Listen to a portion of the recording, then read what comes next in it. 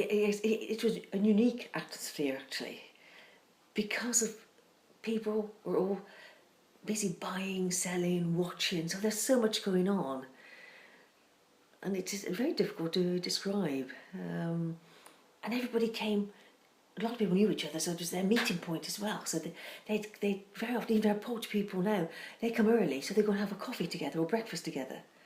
So they can just catch up on the news. Yeah.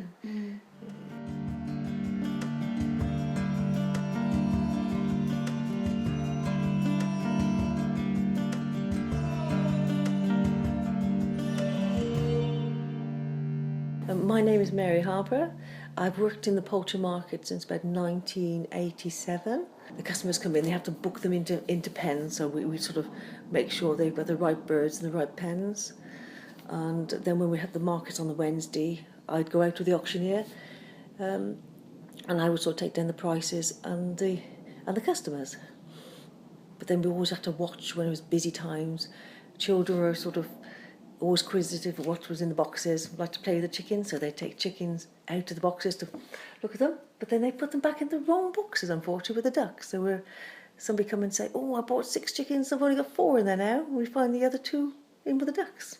Very often they'd come to market, they'd have a goose in a sack, so the goose was tucked under the farmer's arm with his head poking at the sack. In one way it was quite safe, because the bird was safe and he wasn't flapping his wings around. Oh yes, we had these 2 gentlemen from Shropshire. They'd come down a little courser with a pickup, with their little trailer, and they're all buying and selling poultry, but they'd have so much poultry, they'd have them actually in the car with them as well. But then another time, sometimes we find they don't always tell us quite what the birds are. We may have a lovely looking duck, and they say it's a female duck, but we have noticed they've taken the curly tail off, so really it's a drake. And another time we'd sometimes have eggs go missing. But the other porter was watching, and he knew whose pockets they were in, so he went behind him and just smashed his hands against his pockets, and so he had a pocket full of mushy eggs.